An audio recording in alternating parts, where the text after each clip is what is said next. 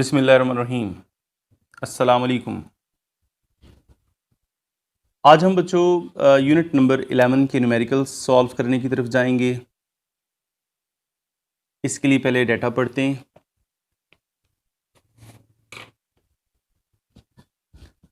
A normal conversation involves the sound intensities of about 3.0 into 10 raised per minus 6 watt per square meter। Main intensity दी हुई है 3.0 into 10 raised पर minus 6 watt per square meter। What is the decibel level for this intensity, यानी इस intensity का आपको decibel level find करना है, यानी इंटेंसिटी लेवल फाइंड करना है। यानी पहले पोर्शन में उसने साउंड लेवल या इंटेंसिटी लेवल आप फाइंड करेंगे इस इंटेंसिटी के लिए, यानी इसका लिंक इसके साथ है। आगे पढ़ते हैं। What is the intensity of sound for 100 dB, यानी उसने आगे इंटेंसिटी लेवल दे दिया 100 dB, 100 डेसिबल का। डेसी मैंने बोला था ना प्रीफिक्स है, प्रीफिक्स हमेशा स्मॉल लेटर से शो करते हैं। बेल यूनिट है जो है वो बेल, इसलिए हम उसको कैपिटल लेटर से शो करते हैं। अच्छा, इंटेंसिटी लेवल आपके पास अगर 100 dB का है तो आप जो फाइंड करेंगे कि वो किस साउंड की इंटेंसिटी होगी, यानी इस चीज का लिंक इसके साथ हो गया। इंटेंसिटी बेसिकली हमने पीछे पढ़ा था कि sound energy flowing per second through a unit area held perpendicular in the direction of the propagation of the sound waves. मतलब क्या कि ये आपके पास अगर यूनिट एरिया है, आप साउंड वेव्स के सामने उसे परपेंडिकुलर प्लेस कर रहे हैं, तो एक सेकंड में जो एनर्जी आगे पास करके जाएगी वो क्या कहलाती है? इंटेंसिटी। ठीक है, तो ये हमने ये जब लेक्चर में किया था, अब हम इसकी एप्लीकेशन कर रहे हैं। तो सॉल्यूशन की तरफ आते हैं। फार्मूला हमने साउंड इंटेंसिटी लेवल में ड्राइव किया था और वो था intensity level equals to 10 log I/I0 dB। आपको मैं थोड़ा सा ये बता भी दूं कि किस पेज पे है ये देखें, ये sound level equals to 10 log I/I0 dB, ये हम फॉर्मूला यूज कर रहे हैं। ठीक है,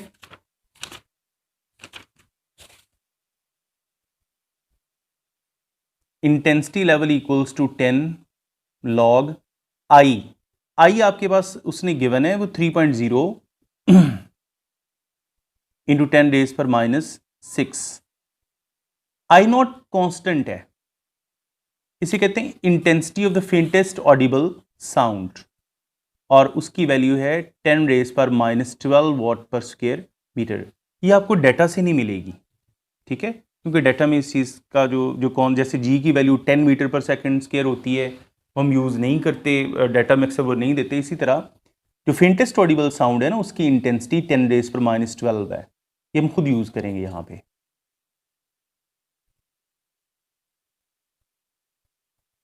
intensity level equals to 10 log।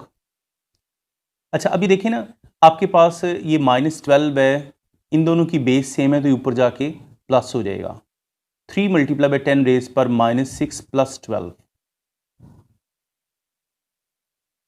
Okay, intensity level equals to 10 log 3 multiply by 10 raised पर 6। अब जब लॉग हम अंदर डिलीवर करेंगे तो first law of log use करेंगे कि मल्टीप्लाई की जगह पे हम क्या चेंज करेंगे? प्लस, यानी log 3 मल्टीप्लाई की जगह प्लस log 10 raised पर 6 dB। Here I have applied the first law of log, कि वो जो हमने पीछे पढ़ा था log m n to the base a equals to log m plus log n to the base a। तो वो वाला हमने log यूज किया है, क्योंकि log में सिंपल मल्टीप्लिकेशन हम नहीं कर सकते, लॉ यूज करके हम करेंगे। देखें, ये थर्ड लॉ की मदद से कि जो पावर है it should be written before the log. 6 को मैंने पहले लिख दिया, log 10 7 dB। log 3 अगर हम कैलकुलेटर से लेते हैं तो 0.4771। ये आपको 9th की बुक में उन्होंने एक जगह पे वैसे भी वैल्यूज़ दी थी log 2, 3 और 5 की। log 10 की जगह पे हम कैलकुलेटर से इसकी वैल्यू निकालेंगे तो वो आएगी 1।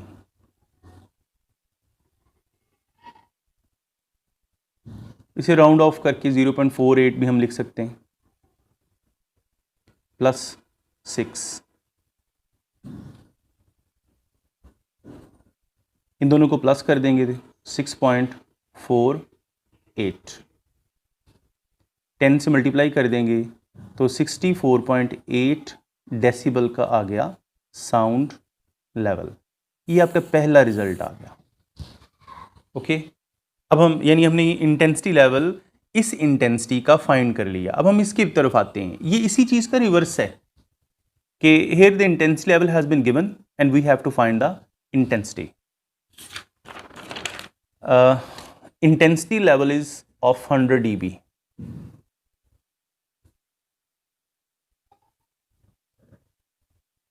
इंटेंसिटी लेवल का formula 10 log I over I not dB है। इंटेंसिटी लेवल की जगह पे हम उसकी वैल्यू लगा देंगे 100 dB। ये I फाइंड करनी है।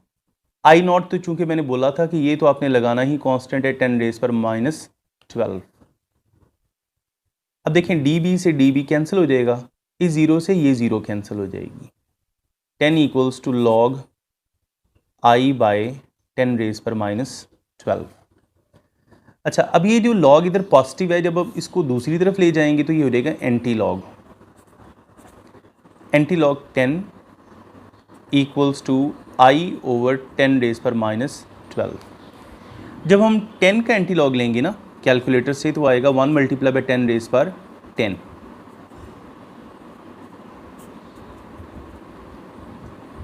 अब I अकेला करने के लिए ये इस तरफ डिवाइड हो रहा है, उधर जाके मल्टीप्लाई हो जाएगा। तो 1 multiply by 10⁻10 into 10⁻⁻12 equals to I। इसको जब हम सॉल्व करेंगे तो ये आ जाएगा 1 मल्टीप्लाई बाय 10⁻2, क्योंकि -12 में से 10 निकला, -2 वाट पर स्क्वायर। ये बेटा आपके पास आंसर आ गया।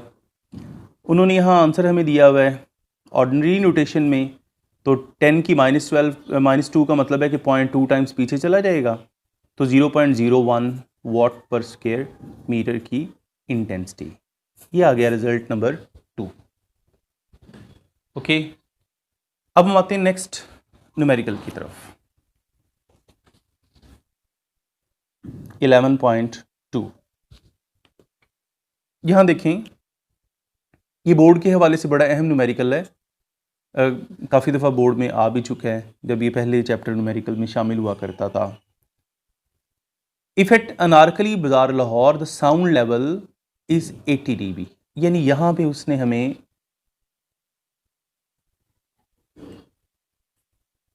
साउंड लेवल यानी इंटेंसिटी लेवल दिया हुआ है 80 dB का। What will be the intensity level of sound there, यानी आपके पास इंटेंसिटी कितनी होगी। लेवल बेसिकली मेरे पास पुरानी बुक है इसलिए यहाँ पे लेवल की शामिल हुआ है, लेकिन यहाँ पे इंटेंसिटी फाइंड करना है आपने। व्हाट इज द इंटेंसिटी, यानी जो अभी हमने सवाल किया है कि उसी जैसा सिस्टम है कि उसमें भी तो देखें ना बेटा 100 dB की इंटेंसिटी लेवल दिया हुआ था और हमने क्या निकाली उसकी इंटेंसिटी। बिल्कुल सोल्यूशन यही है जो हम इधर करेंगे।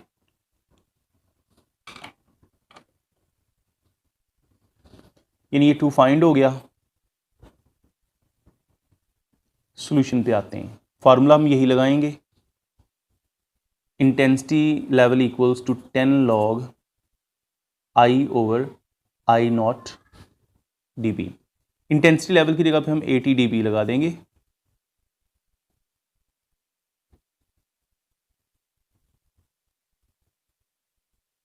जीरो से 0, dB से dB। 8 equals to log I over I not की जगह पे उसकी वैल्यू लगा देंगे 10⁻⁻12। ये लॉग उस तरफ जाके एंटी लॉग अगर हम 8 का लेते हैं तो 1 × 10⁻8 आता है। उधर जाके ये मल्टीप्लाई हो जाएगा।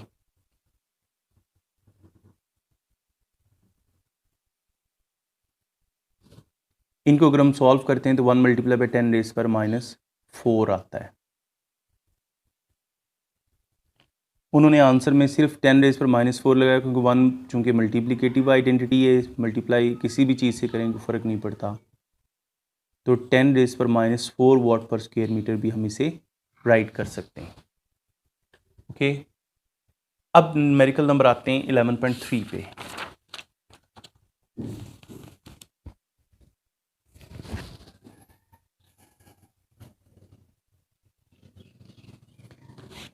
इसका डेटा पढ़ते हैं।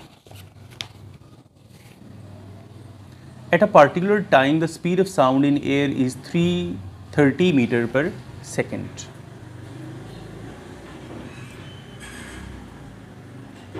बेटा यहाँ पे जो उसने दिया हुआ ना एट अ पार्टिकुलर टाइम, उसकी रीज़न भला क्या है कि जो स्पीड ऑफ साउंड है वो टेम्परेचर के साथ चेंज होती रहती है।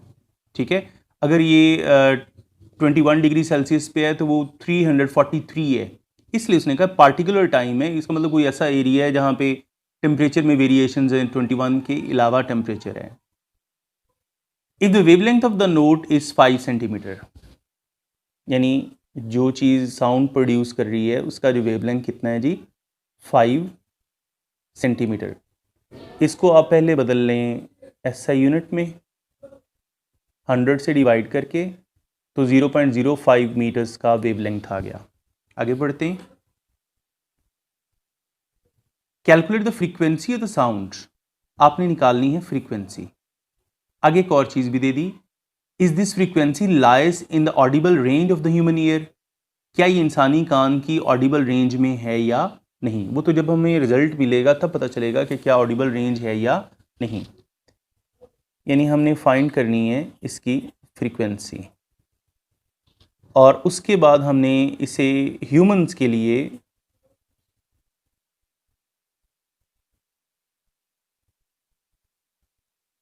ऑडिबल रेंज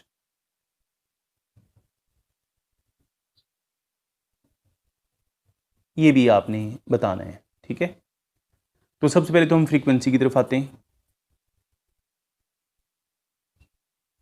हमारे पास रिलेशन है V equals to F lambda, F equals to V over lambda. ठीक है, तो V आपके पास है 330 और लैम्डा है 0.05। ये इसको जब हम सॉल्व करेंगे कैलकुलेटर से तो 6600 आएगा, 6600 हर्ट्स। तो साइंटिफिक नोटेशन में लिखेंगे तो 6.6 मल्टीप्लाई बाय 10⁻³ हर्ट्स। अच्छा देखें इंसानी कान की रेंज कितनी है। जो ह्यूमन ईयर की ऑडिबल रेंज है वो 20 हर्ट्स से लेके 20,000 हर्ट्स तक है। तो क्या ये 6600 जो आई है इंसानी कान की ऑडिबल रेंज में होगी?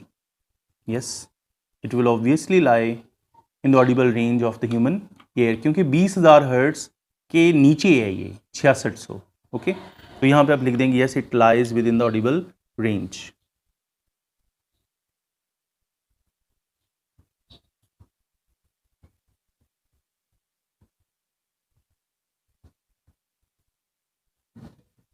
ओके, ये हो गया नंबर 3 आपका। 4 पे आते हैं।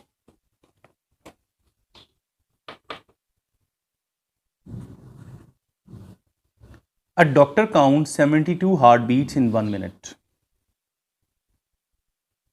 नंबर ऑफ हार्ट बीट्स हैं जी 72 और टाइम उसने लिया 1 मिनट। अब हमें पता है कि जो टाइम का ऐसा यूनिट है वो सेकंड है, तो 1 मिनट में होते हैं 60 सेकंड, इसलिए इसको मैंने रिप्लेस कर दिया। Calculate the frequency and the period of the heart beats, आपने क्या निकालनी है? frequency and the time period. Frequency and the time period are reciprocal to each other. तो एक चीज़ निकल आएगी तो दूसरा उसका इन्वर्स कर दिया जाएगा तो ऑटोमेटिकली वो दूसरी चीज़ निकल आएगी। इसलिए पहले हम फ्रीक्वेंसी की तरफ आते हैं। फ्रीक्वेंसी का जो हमारे पास फार्मूला है वो है number of waves divided by the time taken, यानी ऑसिलेशन पर सेकंड होता है, लेकिन यहाँ पे हम वेव्स की बात कर रहे हैं तो number of waves divided by the time taken. Number of waves हमारे पास है जी 72। टाइम कितना लिया उन्होंने 60 सेकेंड्स का। तो इन दोनों को अगर हम डिवाइड करते हैं तो आपके पास आ जाएगा 1.2 हर्ट्ज। ये फ्रीक्वेंसी आ गई, पहला रिजल्ट। अब वो इन्वर्स वाला जो लिंक है वो दें तो t इक्वल्स टू 1/f, तो 1/1.2 इन दोनों को अगर हम कैलकुलेट करते हैं तो 0.83 सेकेंड आ जाएगा।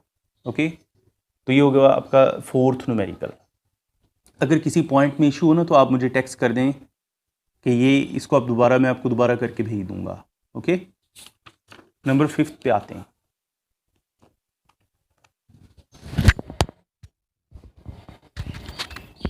अच्छा जी, नंबर 5 मेरा ज़रा माइक ज़रा सेट कर लो। 11.5 A marine survey ship sends a sound waves. A marine survey ship sends a sound wave straight to the seabed. It receives an echo 1.5 seconds later. यानी उसे टोटल टाइम लगा eco सुनने में वो है 1.5 seconds का। The speed of sound in the sea water is 1500 metre per second. चूँकि मैंने बोला था कि जो पानी है उसमें जो तकरीबन 5 गुना ज़्यादा स्पीड है हवा की निस्बत साउंड की, तो ये 1500 मीटर पर सेकेंड की स्पीड है जी वाटर में। Find the depth of the sea. क्या निकालनी है आपने? डेप्थ।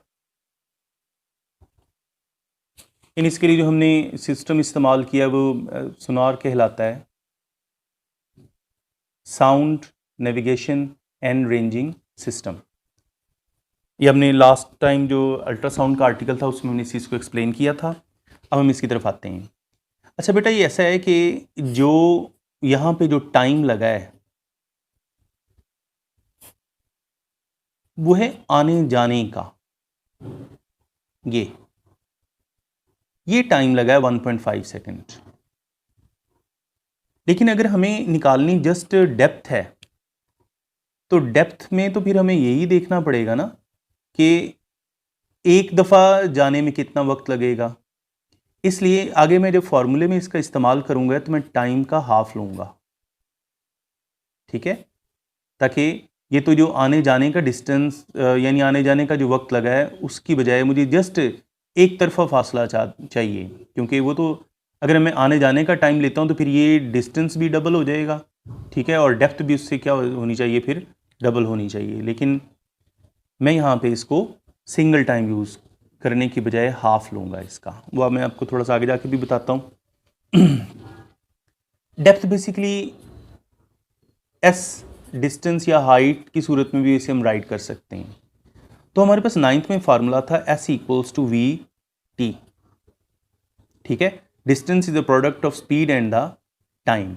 अब यहाँ पे चूंकि टाइम मैंने हाफ लेना है इसलिए मैं यहाँ पे T/2 लिखूंगा और S की जगह पे लिख दूंगा डेप्थ। V आपके पास कितना है जी 1500, T की जगह 1.5/2। इन सब को जब हम कैलकुलेट करेंगे तो 1125 मीटर्स की डेप्थ आ जाएगी। ये आपका रिजल्ट आ गया। ओके, नंबर 6 पे आते हैं। A student clapped his hand near a cliff and heard an echo after 5 seconds.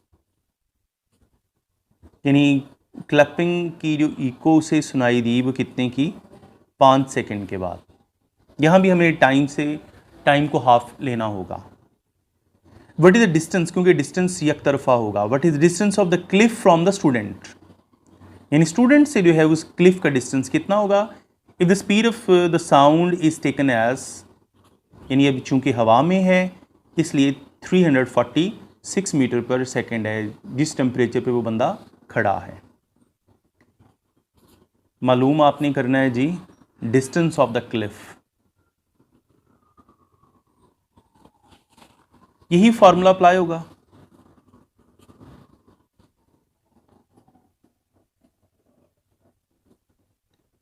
v multiply by t over 2।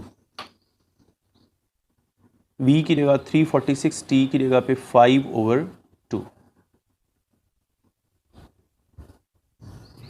इनको जब हम सॉल्व कर देंगे तो जो हमारे पास आंसर आएगा 865 मीटर्स। ओके, 9 न्यूमेरिकल हैं इसके, तो अब हम 7 पे आ रहे हैं। A ship sends out ultrasound that returns from the seabed and is detected after 3.42 seconds.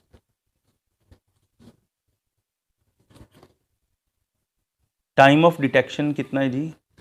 3.42 seconds. If the speed of ultrasound through sea water is 1531 meter per second, speed है जी 1531 meter per second. What is the distance of the seabed from the ship? आपने distance निकालना है।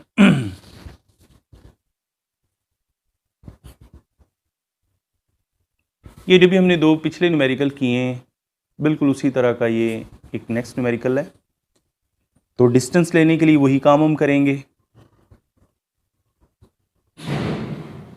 v multiply by t over 2। v है 1531 का और t की जगह पे 3.42 ओवर 2। इसको जब हम सॉल्व करेंगे तो 2618 मीटर्स का डिस्टेंस आ जाएगा। ओके, अच्छा अब नंबर 8 पे आते हैं। वो है the highest frequency sound humans can hear is about 20,000 hertz. यानी जो सबसे ऊंची आवाज़ इंसान सुन सकता है वो 20,000 हर्ट्ज की है। ठीक है,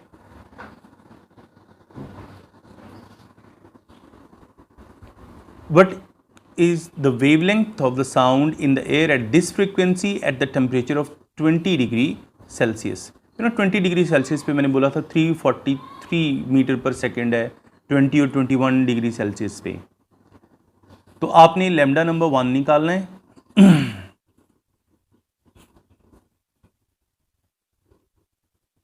यानी इसके हवाले से वेवलेंथ कितना होगा हाईएस्ट फ्रीक्वेंसी पे। आगे उसने बोला है what is the wavelength of the lowest sound we can hear of about 20 hertz. f2 आपके पास है 20 हर्ट्ज की और इसका वेवलेंथ क्या होगा, यानी इन दोनों को। आगे उसने कहा assume the speed of sound in air at 20 degree Celsius is 343 metre per second. ये आ गई आपके पास स्पीड ऑफ साउंड। सॉल्यूशन की तरफ आते हैं। इसमें हमने जो फार्मूला भी थोड़ी देर पहले इस्तेमाल किया है v is equal to F lambda, आपको मैं दिखा दूं यहाँ पे। ठीक है, यही वाला फार्मूला हम यहाँ पे अप्लाई करेंगे। v equals to F lambda, चूंकि v स्पीड दोनों के लिए सेम है, इसके साथ कोई इसके साथ 1 या 2 का वर्ड हम यहाँ पे नहीं लगाएंगे, लेकिन चूंकि फ्रीक्वेंसीज और वेवलेंथ मुख्तलिफ हैं इस वजह से उनके साथ क्या लगेगा 1।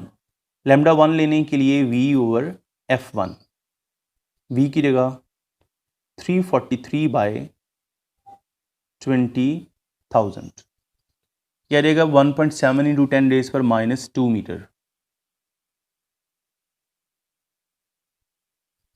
ये लैम्डा नंबर 1 आ गया। अब इसी तरह v equals to f2 lambda 2, lambda 2 equals to v by f2. 343 divided by f2 आपके पास है जी 20, तो ये आंसर आ जाएगा 17.2 मीटर्स।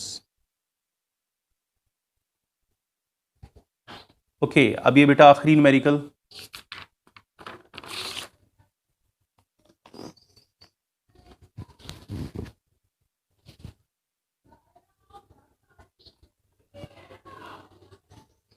स्टेटमेंट सुने इसकी। A sound wave has a frequency of 2 kilohertz.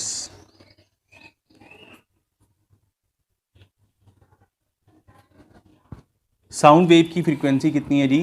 2 kilohertz की। तो किलो को आप रिप्लेस कर दें 10⁻³ से, एंड वेवलेंथ 35 सेंटीमीटर। सेंटीमीटर से आप मीटर में आ जाएं।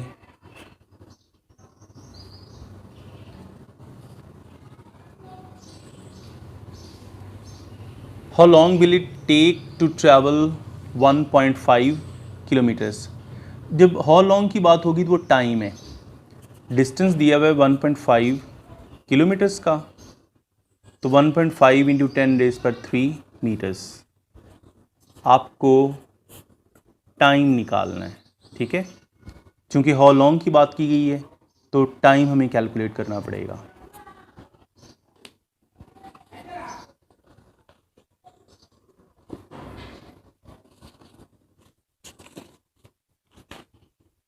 अच्छा, अब सॉल्यूशन की तरफ आते हैं।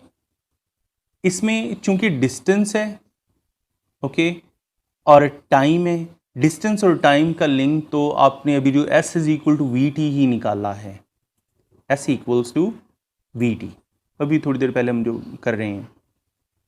इसमें हमें अगर टाइम निकालना है तो s बाय वी। अब s तो हम लगा सकते हैं 1.5 10⁻³ मीटर्स का, लेकिन स्पीड नहीं है। स्पीड कैलकुलेट करने के लिए उसने दोनों चीज़ें हमें हेल्प में दी हुई हैं। ठीक है, क्योंकि v equals to f lambda, इसलिए t equals to s by f lambda, ये फॉर्मूला बन गया। अब इसमें सिंपल वैल्यूज पुट कर दें। s की जगह 1.5 इंटू 10⁻³ और f की जगह पे क्या लगेगा आपके पास 2 इंटू 10⁻³, लेमडा की जगह पे 0.35। जब हम इस सारी चीज़ों को कैलकुलेट करेंगे तो हमारे पास आंसर आएगा 2.1 सेकेंड।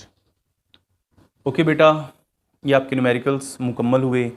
इंशाल्लाह हम कल सेकेंड यानी यूनिट नंबर 12 स्टार्ट करेंगे, और वो बहुत ही इम्पॉर्टेंट किस्म का चैप्टर है और टेक्निकल है, इसलिए आप अपनी तवज्जो उसमें और बेहतर अंदाज से करेंगे। Thank you very much. अल्लाह हाफ़िज़।